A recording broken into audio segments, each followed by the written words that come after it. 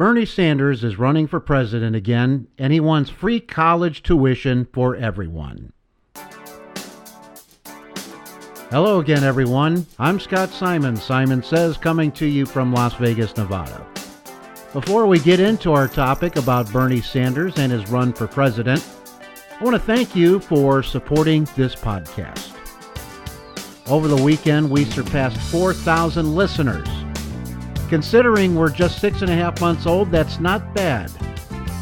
I'm more active now on the website, simonsaystories.com, because I'm in semi-retirement. I'm able to comment more on issues of the day, and I thank you for listening. All I ask for you to do is to tell your friends about this website, share it with your friends on social media, and comment on the stories that I publish. There's a comment section in every story that we publish on Simon Says. The website again is simonsaystories.com. Now for today's topic about Bernie Sanders running again for president. One of his main campaign themes will be free college education for everyone, and that'll be a disaster. And here are some reasons why.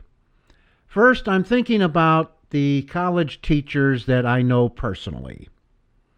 And I don't know how they feel about it, but I'd like for them to listen because this will affect them.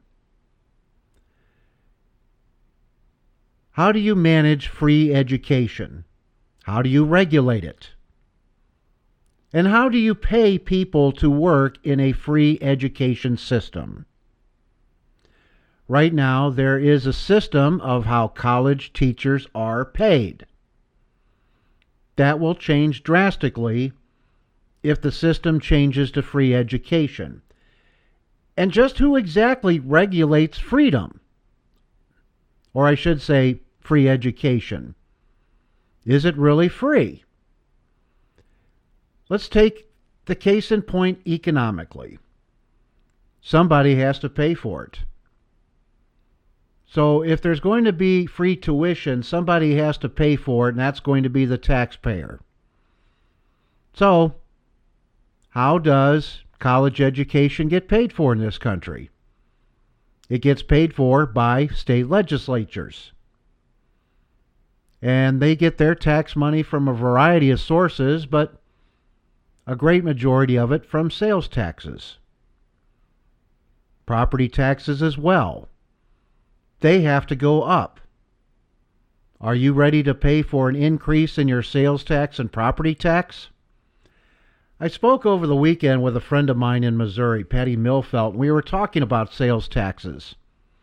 There's a big discrepancy nationwide. One, in Nevada, we're paying a little over 8% for our state sales tax. But get this, we don't pay state income tax. Now, Patty, where she lives in Missouri, has a very reasonable sales tax, only about 6.4%. But she pays state income tax. Now, how is Bernie Sanders going to get free education in all 50 states?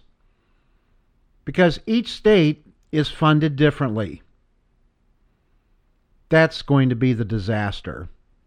You can elect him president, but still you, the voter in each of the 50 states, are going to have to convince someone in your state that free education is a good idea. Now, getting back to the college teachers I was talking about. If you have free education at the college level, teachers are going to be paid less money because that has to be part of the funding for students to attend free of charge. You can't have it both ways. You can't have increases in teacher pay and lower the income that pays those teachers. The increase in taxes would be disproportionate, and that would just be an absolute disaster. Now, here's another reason why free college education won't work. Bernie Sanders wants a minimum wage of $15 an hour.